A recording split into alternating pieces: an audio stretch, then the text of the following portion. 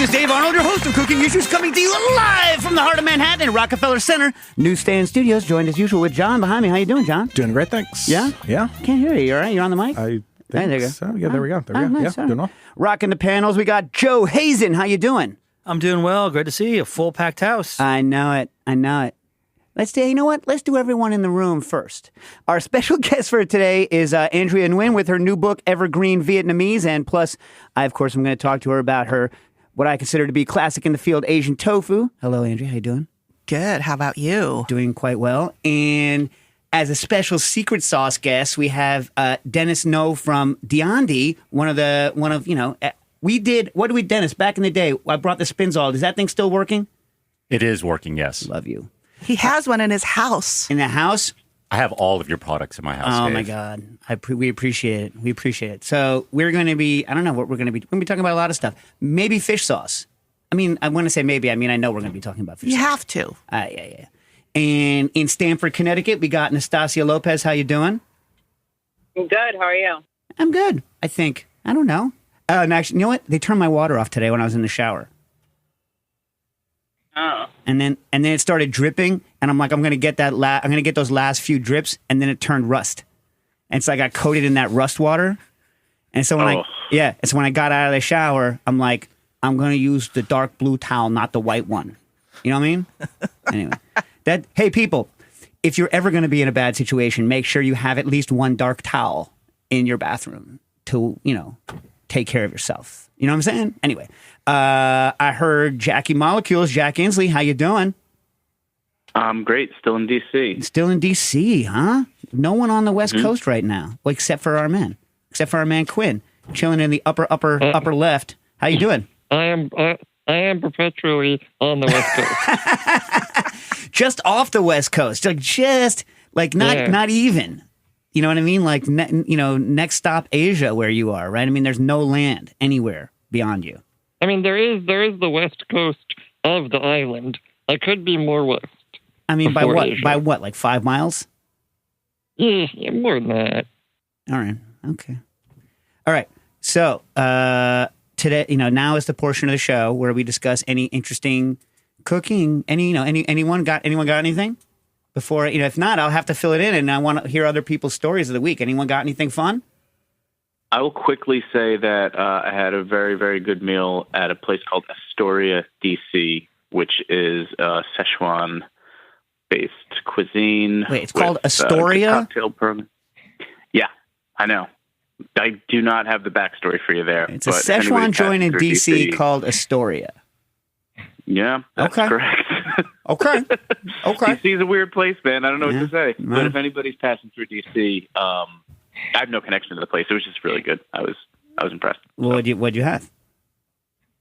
What did I have? I had I forget what they called it. There's like an actual Szechuan name for it, but you know the Szechuan chicken dish where it's like a mountain of basically peppers and like you have to kind of fish through for the little pieces of chicken. The dry fried ones? I think some menus just call it Dry fried sometimes it's chicken just called and- Szechuan chicken. But. Yeah, there's like all those chilies on top, and they're like Tianjin chilies, but they're not really hot. They're just like really pretty. Yeah. Exactly. Yeah, exactly. It was very good. So what is the deal with that, Andrea? Are they just like I like to see them and stuff, and occasionally I'll suck on them, but like, what are they actually doing? When you buy those chilies, Dave, they come in like huge quantities. It's like Costco quantities, and they have they release just a little bit of fragrant chili heat perfume, but you're not expected to eat them. I know, but like I have a thing is that like if it's on if someone takes it away, I won't be like I was eating that. Whereas I normally, if there's anything left, I will do that. But if it's there, I'm going to be like no, me too. I eat all my garnishes. All right, don't leave that parsley sprig. That's for me. That's food. This is why I am extraordinarily against the non-obvious, non-edible garnish. I mean, if it's a hunk of metal, I'm not going to eat it. You know what I mean? Yeah. But like, if you put it on the plate, well, Dave, this one would have driven you crazy because there were peanuts in this, and some of the chilies, and it was not a very well lit restaurant, so some of the chilies were kind of like shapen almost like peanuts. Like peanut adjacent shape? Times I would go for a peanut and then just bite into an empty chili shell and that got frustrating. I see. Yeah. I see. Well, but the thing is, I can tolerate that. That's fine. But like I see, you were going for the peanut. It is disconcerting when you go for one thing and get another. You know? Right. That's what I'm saying. Yeah, exactly. Which is why very few restaurants can get away. Actually, it's interesting. In Evergreen Vietnamese, you talk a lot about trompe l'oeil in Asian cooking, but you know what's going to happen beforehand. Very few restaurants can get away with serving you something where the referent is different without telling you in advance. Right, because as a diner, you're like, "What the hell am I getting?" Yeah. And the surprise isn't unless you're really there to get kind of titillated by it. But otherwise, you have certain expectations you got to deliver. I was in D.C. last week and I ate a Lao place called Tip Cow. And I had, that place was so good. And you know what? I got this inside scoop. On Monday is when Chef Sang cooks. It's the only day that she cooks now. So if you're in D.C., stop by there. And she has this collard leaf wrap, pang mien. Typically, like I've seen it with wild pepper leaf. We call them lao lot in Vietnam, but the Lao version, they typically will wrap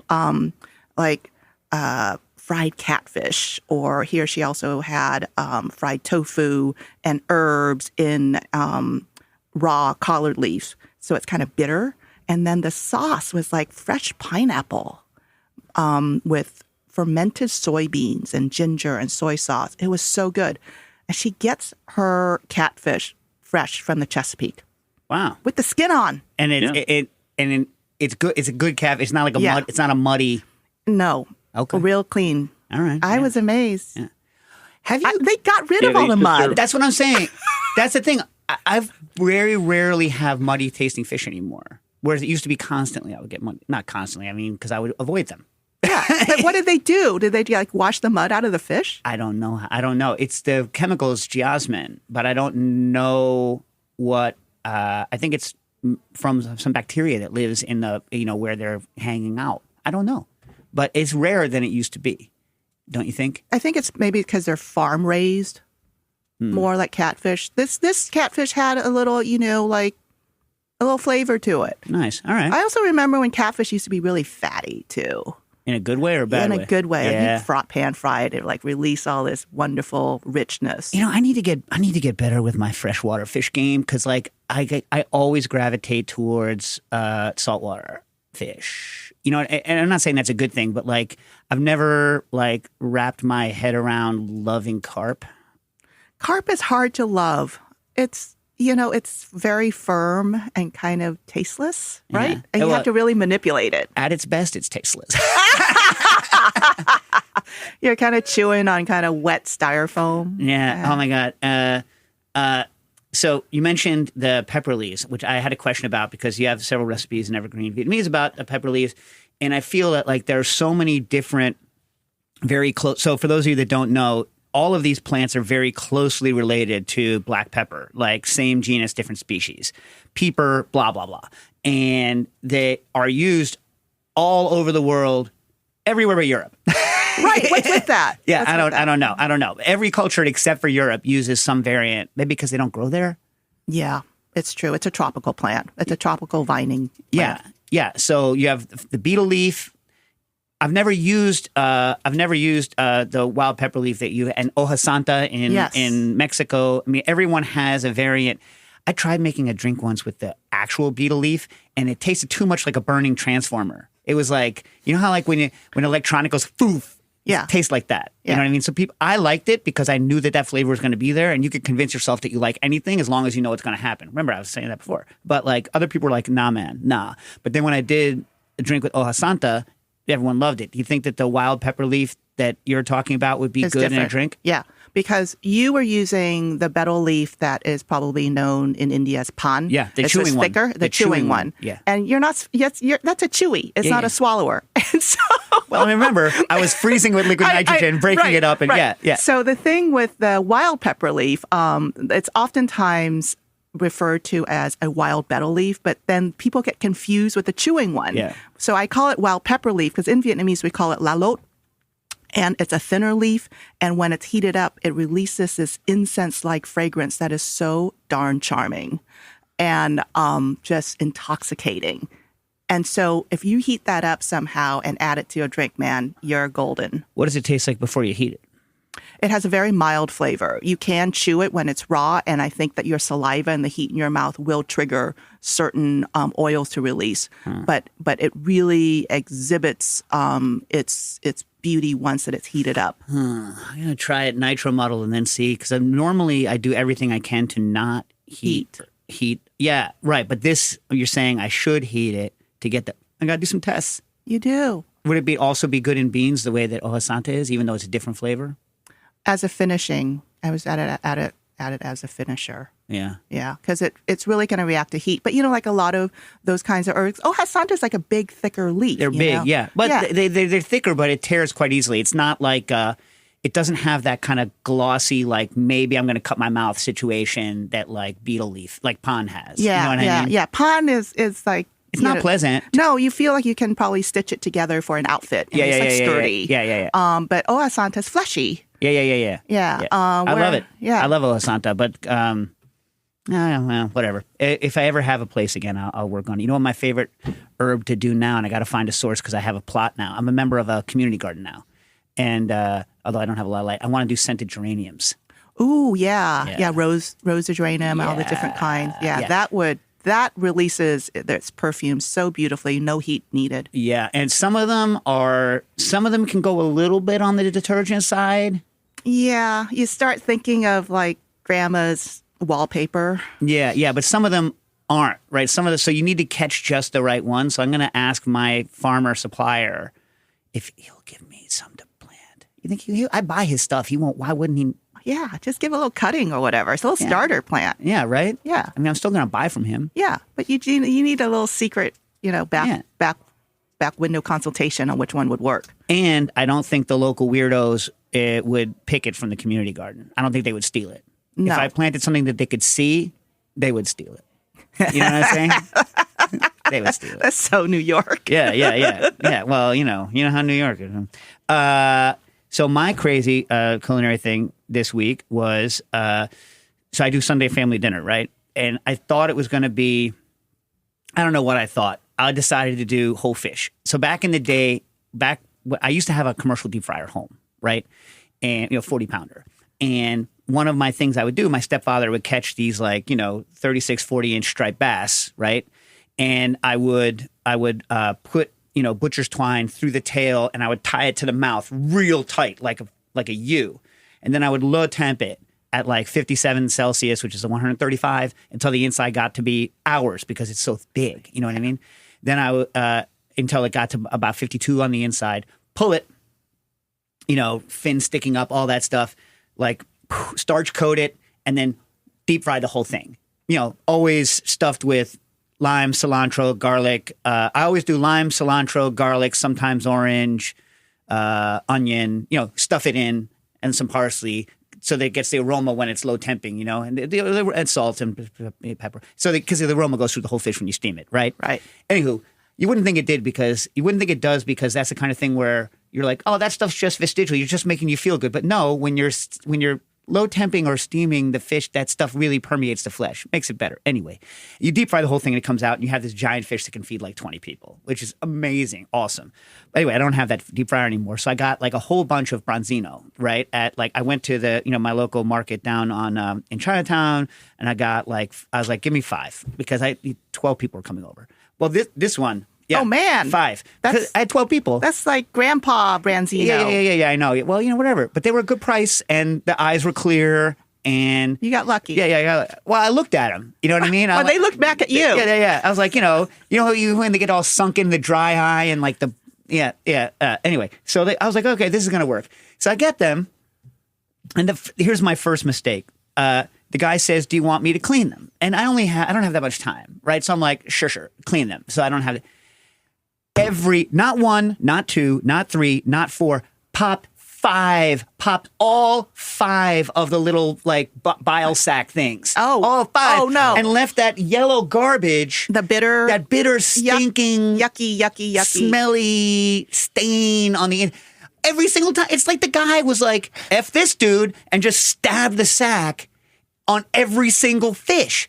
I was like, son of a. so like then like obviously not, and so once I saw that, I was like, I'm gonna have to do some trimming anyway. And plus they left so much blood on the back. Oh. So I score the thing, and I have a little nylon brush. I'm like to go to the whatever the spine, right? Yeah. And then I was like, I have a bunch of kids coming over. Everyone's going to complain about the bones. You know how everyone complains about the bones at a whole fit? Everybody. So I think I have the good compromise. You ready for it? Ready for the compromise? Okay. All right. So you hold the fish open, and then I cut like the rib cage thing along the backbone, and then just rip just the rib cage bones out. Because the backbone one, once it's cooked, is not a problem. Yeah, it's like easy removal, kind of like Picasso-y. Yeah. But it's the rib cage bones that mess everyone up. You know what I'm saying? I think this is the compromise. And to tell them, if you want the fin meat, which is clearly the best meat, okay, cheek. But like fin meat is good too because there's fatty around it, right? Right. Pull the fin off and suck on it. Don't be a jerk. Don't come to me and say that you took a fin and got bones and got mad at me, right? Yeah. But I mean, those rib bones, man, those are like tiny, thin little bones, and people they're afraid of choking on them. Yeah. You got kids like choking hazard. Yeah, but and you don't want them to come over to your house and go, I went to Dave Arnold's home, and then like he choked my kids. I mean, they're not babies. Anyway, so like, anyway. So I realize at this point that I can't fit this many. I have an Innova, which I was going to use to low temp it, right? I was like, oh my God, I have to put, and I turned them into C shapes, I was like, these are going to have to go in 2 layers. I can't I can't fit 5 on one pan in this oven. Right. So I was like, oh man, this is 2 layers. And then I was like, because my plan was low temp it and then throw it into the Breville, to air fry it to crisp it up. You know what I mean? Yeah. That was the plan. Simple, right? I was like, oh my God, it's not going to work because I don't want to have to air fry in 2 rounds because it'll take too long. And the first one will kind of be sad by the time the second one. Yeah. And so I was like, oh my God, I'm hosed. Because you can't air fry in 2 layers. You know what I mean? Yep. So I was like, oh my God. So here's what I did. I have one of those little crappy plug in the wall now deep fryers now, but they're not crappy. They're crappy though. And like it doesn't have enough power, right? So I was like, okay. I'm going to stick the deep fryer on top of my induction burner, and I'm going to use the induction burner and the deep fryer, right? To make sure it has enough power so that I can do fish. Fast. Yeah. Anyway, turns out that like the way they design it, you can't make the induction burner unless I cut the deep fryer apart, which I should have done in retrospect. You can't make the because of these cheap deep fryers, they're basically just third pans. They're enameled third pans. Right. And with a thing you stick in it. But I couldn't touch the induction, so I couldn't make it go. I was like, son of a gun. Anyway, so then I stick it on my gas burner, right? Right. And everyone in the house is like, I didn't tell my wife. Everyone was like, who was in the kitchen with me, was like, you're making a mistake. And I'm like, let's find out. And so like I used the gas burner and the thing and the oil temperature. My recovery was amazing. That deep fryer is never coming back from what I did to it. I was like, through the third fish, I was temping it. Everything was good. Around the third fish, I started smelling the plastic. Oh man. Oh. I have a hood on, everything. They weren't smelling it over where they were eating, but I could smell the plastic. I knew that it was problem. Your fry daddy days were numbered. Yeah. So finally, the next day when I looked at it, I had melted the entire back out of it thankfully didn't meld with my stove. I was able to pop it off of my stove. But yeah, that thing is gone. So I'm going to modify a deep fryer to use 2 circuits instead of trying to heat it. Don't put your electric deep fryer on a gas element. Just don't do it. Well, you've tried it. You've been there. Yeah. You have recovered. Yeah. You didn't burn down the house. Fish was delicious though. Yeah. I mean, you want that really fast, plunge action. Did you score the fish? Or you just do your C thing? Because it's I'm not, because it's all cooked already. Yeah, right? Right. Yeah, but if I was going to do it from zero, you'd score it. Just cornstarch and rice flour or anything. I didn't have any cornstarch, so I used arrowroot, which wasn't as crispy, but it was fine. Yeah. For some reason, I have a boat ton of arrowroot in my house. I do too. Why? What do you use it for? I don't know. I think mine's like 15 years old. You know, like sometimes you buy things and you just go, I'm going to use it sometime. Yeah, it was like a small thing of arrowroot was like $5 and 5 pounds was like $10. I'm like, I'll take the 5 pounds. Yeah, because I got some use for it. Yeah, Paper mache someday. I don't know. No, I mean, there was a time, when we were kids, arrowroot was like, ooh, you had like a small spice jar of arrowroot and you used it for your fancy thickening, but now nobody cares about arrowroot. No, exactly. Yeah. You know, arrowroot's like, and like kudzu was like sexy. Oh, yeah. Well, a lot of chefs still like the kudzu. Yeah. I don't use it though. I don't either. I have some of that too. Yeah. The arrowroot, I've got like bags of it, little Yeah. boxes of it, and I just look at it every once in a while in my pantry. Yeah. But so you used it, and it was just it's not as hard as cornstarch is in terms of frying. You notice that? Yeah, it didn't. Yeah, and for this application, you want hard. You want hard. You want that really hard texture. And some Asian chefs have been telling me, oh, you know what I do? I coat my tofu with cornstarch and rice flour. Yeah. Yeah. And did you test it? What do you think?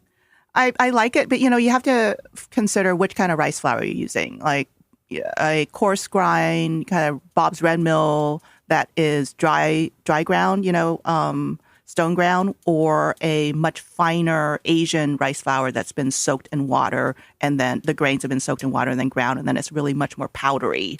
So if you want like a crisper finish, I would go with the Bob's. Even try like brown rice flour, which sometimes can be, it's going to be a little even harder than white rice flour. As long as it's not gritty. Yeah, well, that's the thing. The only thing about the wet grind, here's the issue, like terminology is so crap, right? So like wet grind to me is like close to starch. You know what I mean? Mm-hmm. In the way that starch doesn't have damaged starch in it, right? Right. Because it's not damaged. It's wet ground, right? And so like this is a problem like in Europe, I don't know, all of Europe, in UK apparently, if you want cornstarch, you ask for corn flour. And I'm like, no, they are different. They are different. They are. Yeah. Because one, you grind up corn, and when you grind up the corn, you break some of the starch. And so that broken starch absorbs water, and it holds water differently than cornstarch does. Because cornstarch doesn't hold water unless, unless you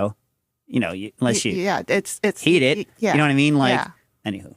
Yeah, no, I know the wet mill thing, because in certain parts of Asia, you traditionally you would go to the market and you would buy a rice flour that was already like hydrated, but it was hydrated because the miller soaked the rice, then grounded it so that it was already like this paste for you to take home and use it for dumplings or different kinds of cakes and stuff. So you get sticky rice paste or a regular rice paste. And so that's where that comes from, because it's already hydrated and it's much finer texture than if you were to go straight from like just grinding raw grains of rice. And so that's, there's a difference between those two. You just have to choose and play with it. You know what I used to hate about rice flour? Is I could never remember whether it was the green bag or the red bag. I know. I've bought the wrong ones. Yeah. I even bought the wrong 20-pound bags of rice and gotten like, oh my God, I have a 20-pound bag of sticky rice now forever. Yeah. I'll be like, back when I used to teach at the French Culinary, I'd be like, don't get the glutinous one. I don't want the glutinous one. They're like, green or red. I'm like, I don't know. I know, but don't you read like 3 or 4 languages? Because those bags are printed in Thai, Vietnamese, Chinese, and English. Hello. Well, as long as we're on rice, let's talk rice, because Evergreen Vietnamese has a bunch of interesting rice hacks in it. Like, first of all, how about this? What's the Vietnamese word that's similar to kanji again? Dao? Yeah. Yeah. Explain to me, first of all, difference, Vietnamese style and like the Chinese style, and then your blender hack. So Vietnamese style congee or porridge, we call it dao. And the thing is that so much of what I see out there in congee is really thick and practically gluey. But in Vietnamese fashion, it can be kind of it could be any texture you want. It can be kind of thin if you like, with a good broth. And so there are different ways of making it. You can use broken rice. You can use leftover rice. You can use sticky rice.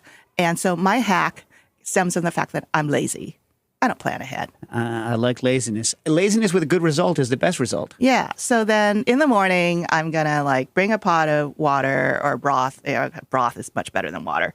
To a boil. I throw some rice in there. I let it really the grains plump up. And then I'm going to turn the heat off and put the lid on it, and I walk away, and I do nothing to it. And it's hydrating very slowly, just like your fish, right? I mean, time is cooking, and you just let Mother Nature just do her thing. And at the end of the line, You just stick a hand blender in there or stick it in the blender, whirl it up to break up the grains, and then reheat it, and the starches bloom. I bet your hand blender is better because it lets you control more. Yeah. Yeah. And I mean, it looks like at the end, it kind of looks a little barfy, Right. But be patient. Right. That's what you say. In the book, you're like, don't worry. It will look bad right now. Yeah. And you know what? That's in recipe writing. Sometimes it's so romantic, right? It's like, oh, you're nearly there. It's so beautiful. And I'm like, no, it's not there yet. Don't worry, because I'm looking at the pot too, going, oh my God, how do I convince people that they're not like going down the path to ruin with this congee? But then you can add different kinds of grains to it, and then by the time you're ready for lunch, you reheat it and you add whatever leftovers you got, and then you got chow. But you say it looks normal once you reheat it. Yeah, because the starches bloom. And they express themselves, the rice grains, whatever grains you got, and it thickens. Yeah. And then you can the thing is that so many people, I remember one recipe tester who's white, and she said to me, I've eaten a lot of congee, and it's always thick. I'm like, but lady, you know what? They're like different textures, just like you can have polenta at different textures, and risotto too. So you really have to decide what you want for your porridge. P.S. My favorite polenta is scrapple. Oh, yeah. That's polenta with life. Yeah. Right. Yeah. All right. So, a couple of things. One, you wrote a whole book on. I mean, at the end, you have some recipes. If you hate plants, there are some recipes in here, right? You have a couple of recipes that are, Meat. Right. But the whole idea is taking kind of your mindset and view and moving it towards a plant-based, like writing a plant-based book. And we could talk about it in a minute, but here's what's interesting. You wrote in, 2012? You wrote the only, readable book on how to make tofu. I love Shirtley's book, right? But that's more of like a social mission. Yes. With some recipes. You know what I mean? Yeah. And some all this kind of stuff. But Asian tofu was kind of like, when that came out, it's like, oh, finally, there's a book people can read on how to make and use all different styles of tofu. And including, for the first time, actually explaining how different coagulants work as opposed to just mentioning what they were. It used to be hard. Before this book came out, when I was first doing tofu stuff, I stayed on, even though Epsom salts is not your favorite, it's your third favorite. That's the one that I... Oh, wow. Because I could buy it at the Rite Aid. Right. And there was no one, there wasn't anyone on the internet yet. All I had was Shirtley's book. Yeah. You know what I mean? Yeah. And Nagari. I tried to get it once, but it was not the liquid. I couldn't get the ratios right. It was just a solid salt. It didn't work. And the person at the store, like Sun, whatever it is, Mitsuwa or Sun, Nijiya. Right. The Japanese. The second story. Yes. Yeah. The one, near Astro Place. Yeah. Anyway, so this is like, whatever, this is like, 99, 2000, something like this. You know what I mean? Like there was not a lot of information. And so I was able to get it to work properly with Epsom salt. And so I just stayed with it, even though it's grainy. It is. It's grainy. A grainy tofu results. But if you've got, gypsum or nagari or even blending them nowadays too. Right. You're not a GDL person? A GDL, man, it's like Jello tofu. Yeah, but it certainly works every single time. You're like, it's fine if you're a weasel. Is that what you're saying? I mean, box tofu. Like that, I call that survival tofu. Oh, wow. I mean, the end of days tofu. So I have to say, like, I feel like everyone should make tofu at least 4 times. Why 4? Because by the time they get to the 4th time, they'll have figured out that they either didn't press it hard enough, or the first time maybe they'll mess up the coagulation. The second time when they get it right, they're going to start getting better with the cleanup, and so they won't worry about it as much. And they're going to figure out that they didn't press it enough. They press it too much. Third time, like they're just feeling, and the 4th time they can actually do it. Yeah. That's what I think. Feeling. That's my feeling. But don't you think there's like that magic the first time you go from beans to curd, and you're like, oh my God, I just made tofu. If it works. I didn't think I could do it the first time, and I was like using Shirtley's book. And I interviewed him for this book too, and he was very, very helpful. But he was like on a mission. He was very dogmatic, very much returning to, the earth kind of thing. He's a different person. Yeah, he is. He is. And he's still like on a mission to get people to eat more soybeans. Soybeans are his thing.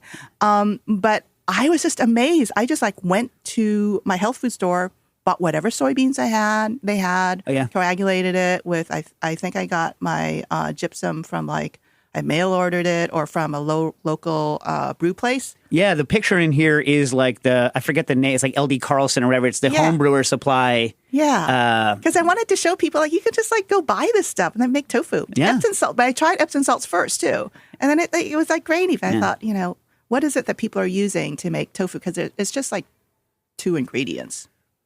Coagulant and beans. But also, your book, Shirley's book, does not go into different richnesses for different applications. Yes. So, the first time I made yuba, delicious. First of all, that's something maybe you make twice because it's incredibly delicious and it will give you an amazing appreciation for yuba, and then find a fresh yuba shop.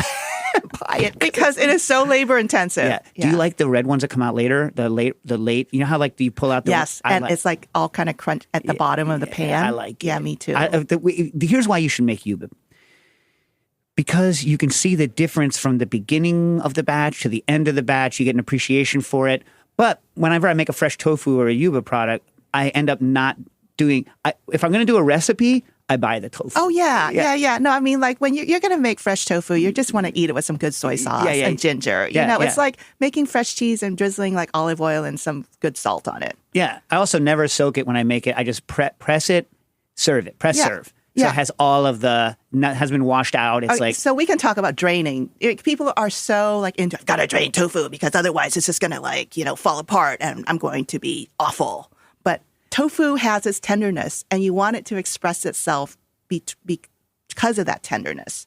And if you press the damn thing to death, it's like eating overcooked chicken breasts or pork loin. Right. I mean, it has its place in recipes, pressed tofu. And, anyway, reason I bring all this up, aside from the fact that I'm a fan of the book and I'm glad you wrote it, is that you wrote this book on plant-based, and not once did you even mention that you wrote a book on how to make tofu.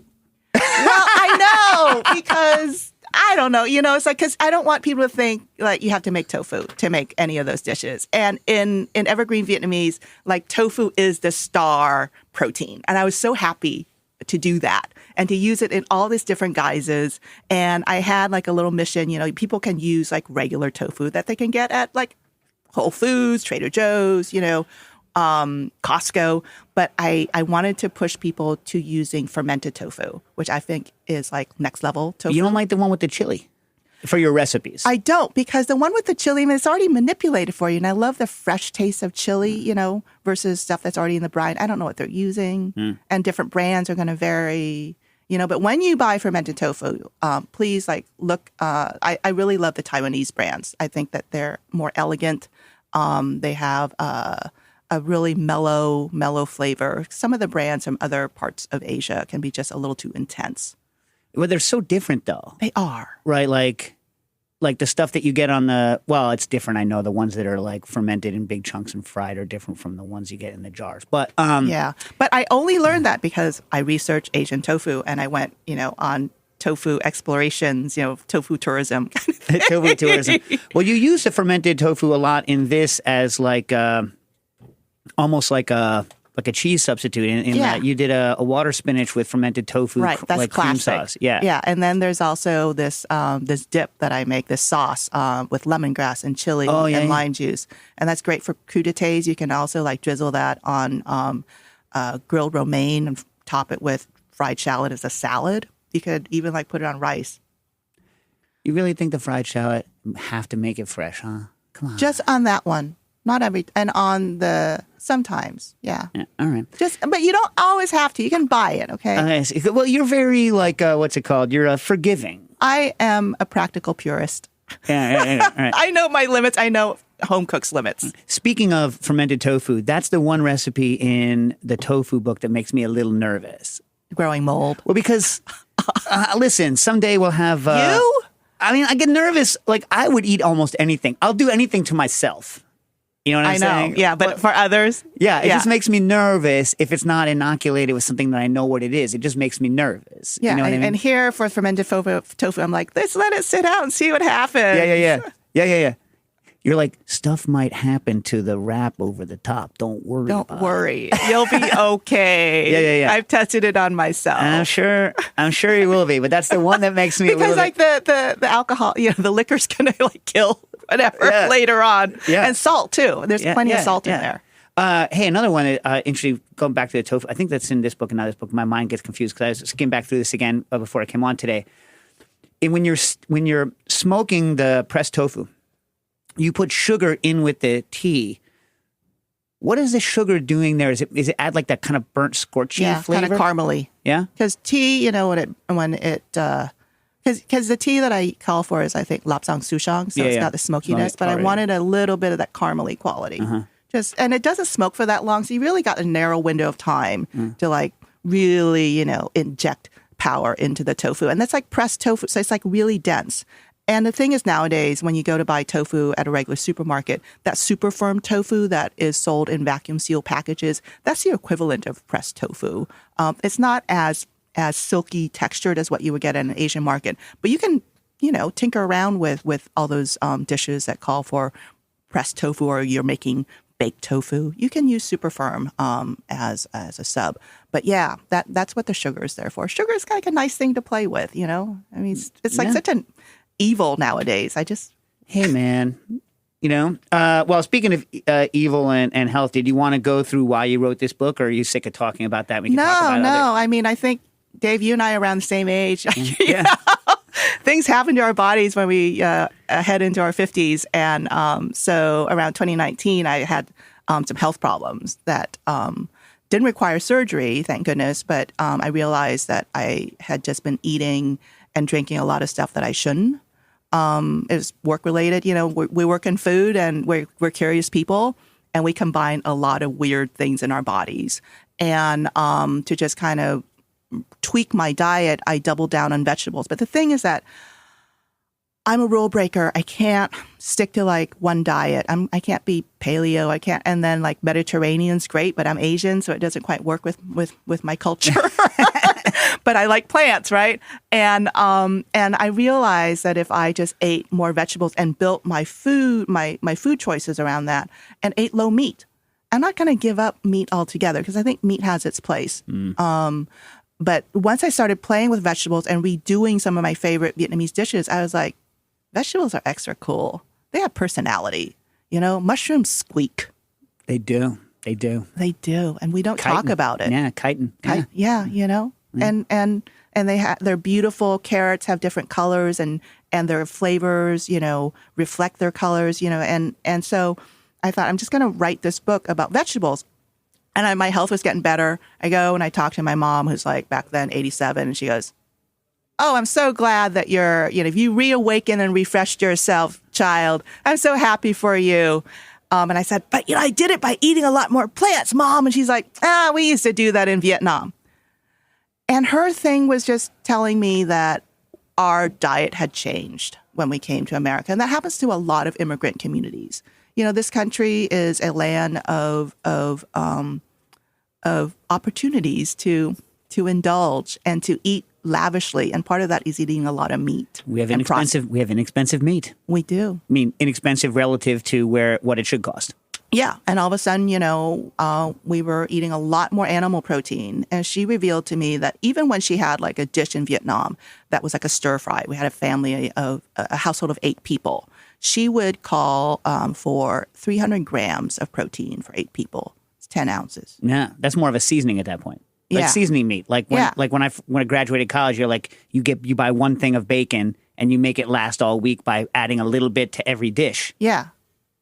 But that was like how we ate all the time. Or if she had like a little soup or something, she would call for 100 grams. And she had it dialed down to the grams. And at that point, I realized that, I was returning to my food roots. And so this book, the name of it really is about the enduring aspects, the evergreen ideas of Vietnamese food. And it's rooted in plants.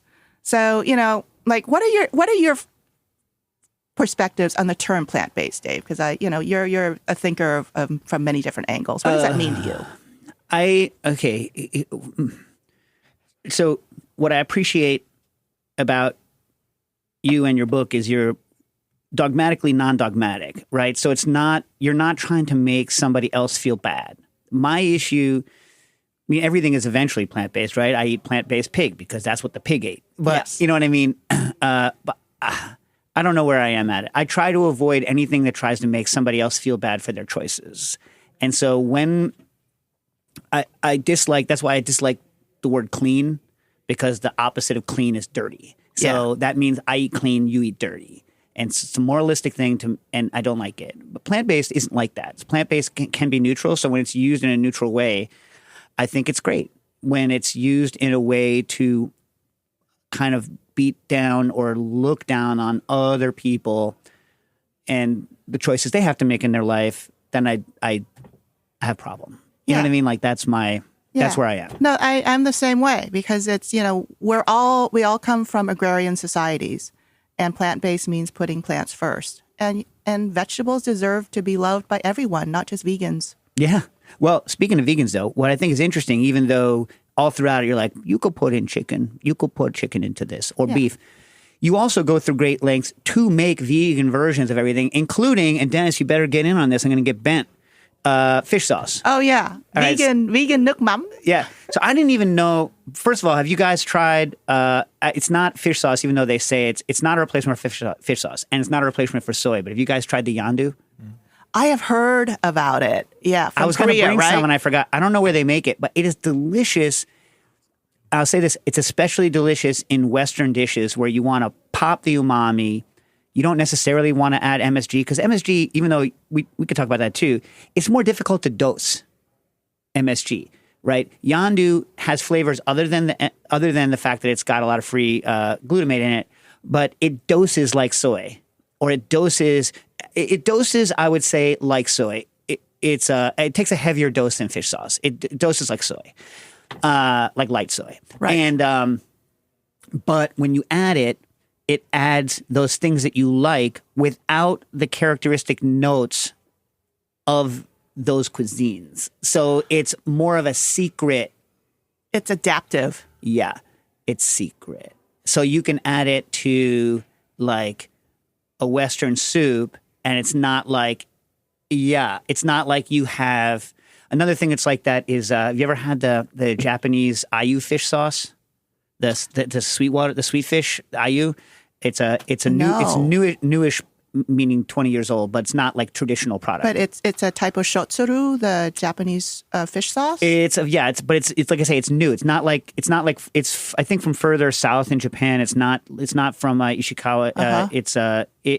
I love Ishiri, but this is different. But it also, you can use it in Western dishes without feeling like you've pushed it in the direction of a Japanese product, or whichever product you're using, right? So I think it's really interesting. You should try it. I was going to bring it, but like they turned my water off. Like I told you that they turned my water off, so my whole mind was thrown into a whole. I was going to take a little yandu and bring it and see what you thought, because you say that the commercial vegan Vietnamese vegan fish sauces you don't really like very much. They have a chemically quality. I mean, they're convenient, but they're hard to get for people who are looking for a vegan fish sauce that's good. There are commercial vegan fish sauces sold at like health food stores, and honestly, they don't taste very good. They're very bland, and they're going to dose like a super low sodium soy sauce. And I don't know about you, but I'm always like taking my sodium count, assessing them when I'm matching condiments, because that's really where, when you're looking at those numbers, then you can really assess like how much you need to dose, right? And so with the vegan fish sauces that were coming out of Vietnam, they're hard to obtain. They're not always readily available for people. So I was like, can I reverse engineer this with accessible ingredients and have people make it at home? And like, hell yeah. You can, and it's so damn fun, because then you're like understanding how you're building that scaffolding of flavors. And wonderfully enough, like canned pineapple juice is part of that. Right. What do you think? It's just bringing it's like a sweetness to it, or what? A sweetness, a slightly strangely fermenty aspect. It was like the weirdest, this kind of round, because in Vietnamese, like the term for savoriness is đậm đà, which means like profound. And then even like monosodium glutamate, the term for it is bột ngọt, which is sweet powder. So my understanding of umami is really something that is profoundly savory sweet. And so using the pineapple juice kind of gets me into that zone. And then there is seaweed involved in there because I wanted to inject the piscine quality. Like there are a lot of... Did you triple seaweed that one or double seaweed? Double seaweeded it. And then you're going to need a little bit of... I use Marmite in there for that kind of, yeast extract, baby. Yeah. Joe Hazen's co-signing on the Marmite. Yeah. Yeah. And then you need a flavor enhancer because you have salt in there, but the salt gets to a certain salinity level and then the crystallization happens. And then you want to just send it over the top. And I'm into flavor enhancers. And I do agree with you. Dosing with MSG, if you've not used it a lot in your life, it's tricky. Yeah. Cause you go a little bit, you're like, it's a little under. And then when you go over, it's very clearly MSG. Yes, and it tastes like it. So whatever the Umami Institute people have told us, like MSG has no flavor, it has a flavor. Yeah. But you want to combine it though. So see, I'm always like using MSG with other, with salt or with soy sauce or with fish sauce because the MSG is just there to nudge. It's not there to define flavor. What if you added it to your sesame salt sugar? Oh, damn. Yeah. So that was a good idea. Yeah. Hey, John, she grinds up the sesame salt and sugar into a powder. Yeah. And it becomes this magical little condiment you just sprinkle on things. And it's something that Buddhist people love, but also my family's Catholic. And my parents grew up with having a little jar of that in their homes. And we would add it just to a little rice. It's kind of like furikake sort of, but, without. Right. But finer, right? Finer, much finer. And even the nori, you make a nori dust, it seems like it's finer. It is. The nori dust looks like graphite. It's just really beautiful. And I use that to replace dry shrimp sometimes. How much of a mess is it? You got to like back off and turn away. It's just like let the blender rest for a while. Speaking of mess, what is your kitchen made out of? You have a recipe and you're like, you could use dried turmeric or you could grate a bunch of turmeric and what does your kitchen look like? Oh my God. Like I'm so frightened of turmeric, fresh turmeric. I love it. I'm so frightened of it. Do you have a technique that not ruin everything you own? I protect my counters. They're white. Yeah. Oh my God. but you know what? You got to like attack. You got to lean in, to like really clean that turmeric off. But I just am very careful and I just use a little bit at a time. And even, turmeric, like brown turmeric, some of the beautiful turmerics that we're getting from overseas, from places like Burlap and Barrel and Diaspora Co., they're like super strong and a little bit of it, man, all of a sudden your counter's stained. But Barkeeper's Friend is a wonder and soft scrub. Okay, when you're at the market and you know how sometimes you'll see the turmeric and it'll be kind of like not really orange. Yeah. Would you rather have ground at that point? Or do you think I always like the color. I love the color in like drinks and stuff. But do you think there's a huge flavor difference? I always feel like it's not as good when it's not the right color. Am I wrong? It depends. It's going to sound terrible. I like break off a piece and chew on it to see what the flavor is like. I like scratch a little part. But they can totally tell. I know.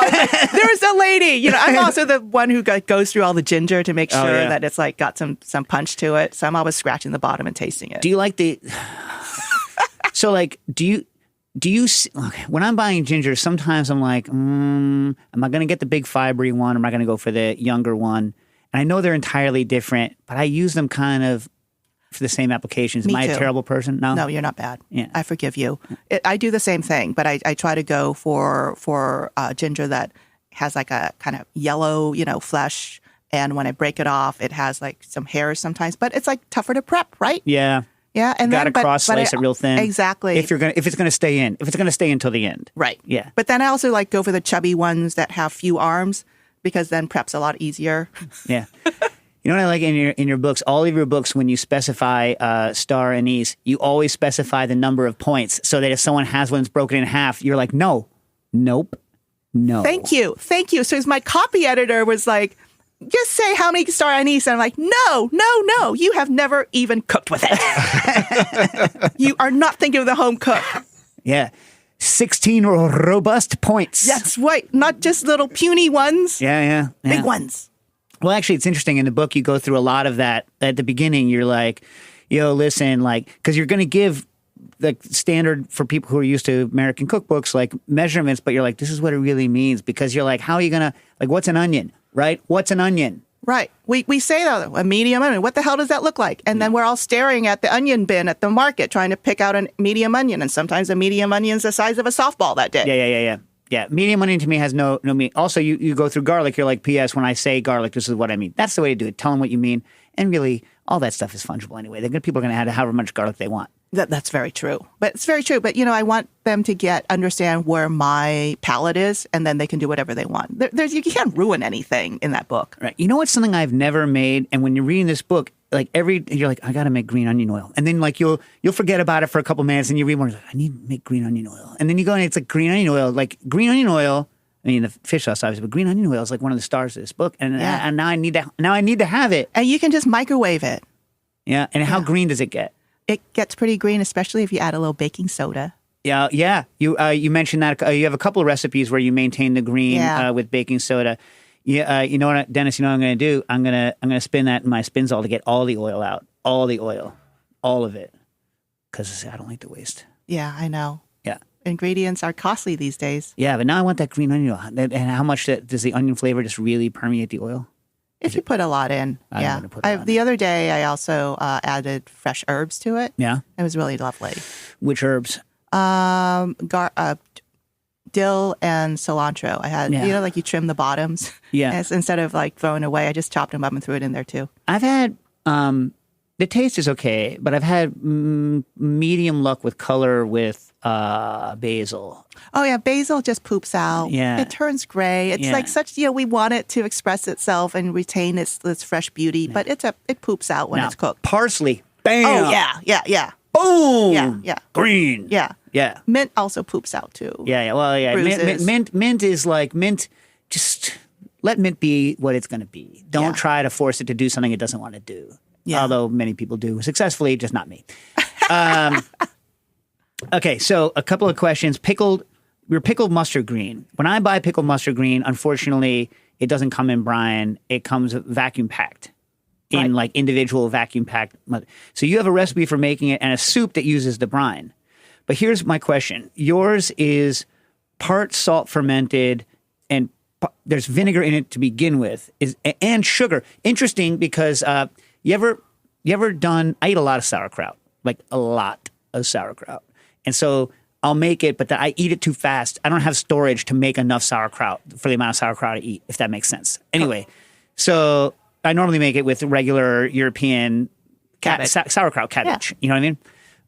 But once I made it with Napa, and it didn't taste right because Napa doesn't have as much sugar in it. Yes, and Napa is a lot more watery. Yeah. And it doesn't have the bite of European cabbage. Correct. Yeah. But like it tastes more different fermented than it does even fresh. Huh. Anyway, so I was interested in the sugar addition to the mustard greens. And I was interested in vinegar and salt for the fermentation. And is that traditional or is that something that like you're adding to it or? That's a recipe that is from my mom and that just kind of kickstarts the process. Some people, like traditionally, you would take the mustard greens and they're not regular mustard greens that what we think of as the very thin, curly leafed. It's veiny. Yeah, it's like, it's got this beautiful, like thick midrib and very frilly edges. It's almost like a skirt, a lovely woman's skirt on a gown, but it's got this bite to it. And traditionally, people would let the greens sit outside and dry. And this particular method, I think, kind of speeds that up a little bit. And that ratio is something that my mom has used for decades. And it really works out. And the thing is that you can control that bite. It kind of, at the beginning, nothing seems to be happening. And then all of a sudden, it gets really funky as it sits around. And it's a combination of all of those things. Dave, I don't really know the chemical reactions, but it works. Yeah. And I've seen like other recipes, take a little bit longer and be a little fussier. But this is something that has really, really worked out for her. And I add a little bit of MSG to it sometimes because, those products that you were talking about that you're buying, they oftentimes contain a little bit of a flavor enhancer in them. They're coming in from Thailand and probably China. Yeah, I think there's a preservative in them, I think. There is. Yes. That's noticeable. Yes. And it's kind of tastes tinny or metallic-y somehow. Even though it's in plastic. No, I totally agree. So you make it at home and the brine is really lovely. And I don't like to waste brine. I like to use it whenever I can. Right. But so the salt level, I'm wondering whether you add the vinegar, the salt level is like, it's not zero. Mild. It's mild. It's very mild. Because you're using it in this soup. So I was like, oh. So but I was surprised when she gave me that recipe, how mild that brine was. I was like, really, Mom? And she goes, yeah, because the mustard greens will just take care of itself. Well, the vinegar must protect it a little bit so that no weird bacteria can kickstart into it. Yes. Or something Correct. like this. Correct. You know what I mean? Yeah. And it's the kind of thing where I feel like it's age-old wisdom cooking. And she's like 89 now. She's like, this is how I do it.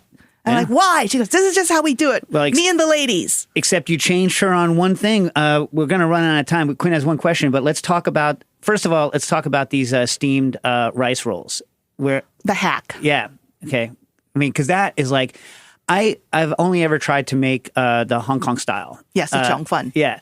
And it sucks. Yeah. Making it sucks. So for those of you who don't know, you make a rice batter, you cast it onto like a fabric, and you steam the fabric, and then you pray it releases from the fabric, and you're burning yourself, and you don't have a steamer that big. Everything sucks. Everything's bad, right?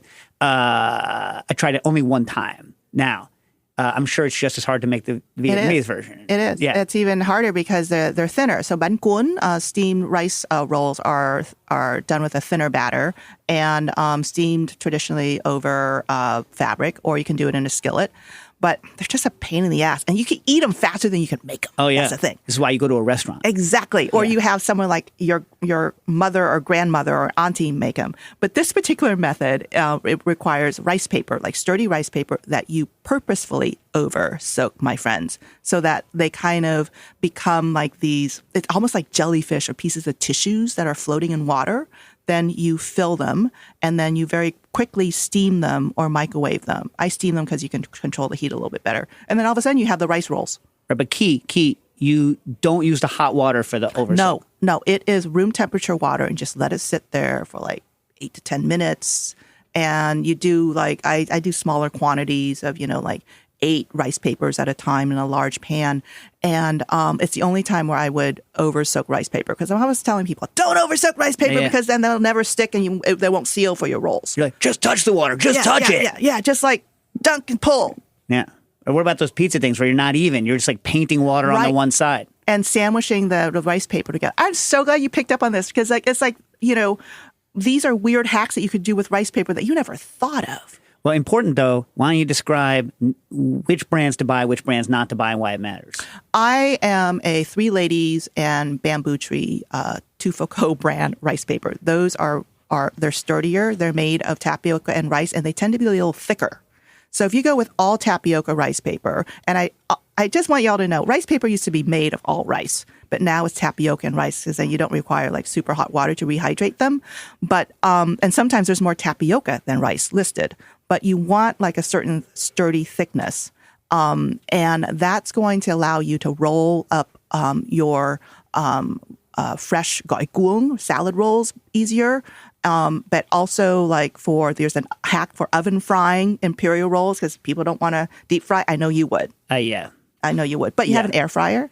So you can do these in the air fryer. I don't believe in the term air frying. Go back to terminology. Right, oven frying. What should we call it? Hot air circulation. Yeah. Forced convection. Yeah. Forced air. Convection. Yeah. Like wind tunnel cooking. Yeah. Hot wind tunnel cooking. Because frying is frying. Frying's oil. Yeah, you're right. Oh, speaking of frying, do you think the result is the same? Here's the thing about pan frying tofu. Isn't it actually just easier to deep fry tofu? sometimes it sticks. Have you ever noticed like you deep fry tofu, no matter what you do, they all kind of like combine and they become like twins and you're like separating them. So, yeah. So right. pan frying's a little easier. With your pan frying though, you're like, listen, if it sticks, pull it off, let it sit for a minute, it'll unstick. Don't worry about it. Is that how you're mellow about it? I am mellow because it's just food, I would be aggressive and I would ruin it. Well, right, because you'd be like frying them, but then in hot get oil, off the pan, get off the in hot oil, they become Siamese twins practically. Very easily, they just gravitate towards each other and stick. Yeah. So, and you know what? People love deep fried food, but oftentimes they really don't want to deep fry at home. Yeah, I wish that I had not, but just a couple of days ago on Sunday. But I know you and it your was fish. worth it though. It was worth it. Oh my gosh, Quinn, let's get to the question we have on Patreon. What do we got? Yeah. Okay, do you know of any more extensive resources on making Viet jerky? Your blog has a recipe from long ago, but wondered if you might have an updated recipe or know of any books. The Vieux Beau beef jerky has a moist, soft quality that's hard to replicate, but it's my favorite. Then there's also other styles like Kogala Chan. Have you made any of them and have any tips? And which style of jerky do you recommend for the salad in the book? I buy it. I buy beef jerky. You can, you need so little that if you can get to a Southeast Asian market and get, Asian beef jerky like Chinese, Vietnamese, that's great. And there are like beef jerky shops in Little Saigon Right, but the communities. sheeted soft ones. Yeah. But I mean, here, like if you can bend them, it's a little bit easier, because you're going to toss it in a salad. You're not chewing on a whole piece of it so that your saliva can kind of soften the beef. So it's going. I have not updated that beef jerky recipe, but now I think I'm going to go home and do it just for you and your listeners. All right, please. Dennis, man, you didn't give us any of your amazing bass profundo. Give us some of that voice. Well, thanks for having me, Dave. Oh my God. I'm happy to come back anytime. I think you should come back and just you, and then Nastasia, you got to tell Phil. Maybe Dennis can replace Phil Bravo as our bass voice of choice. I mean, he also was a singer in so he can do the Grinch. If Phil's not going to do the Grinch this year, I'm just saying. Call me. Oh my I'm God. around. Oh my God, the voice is so good.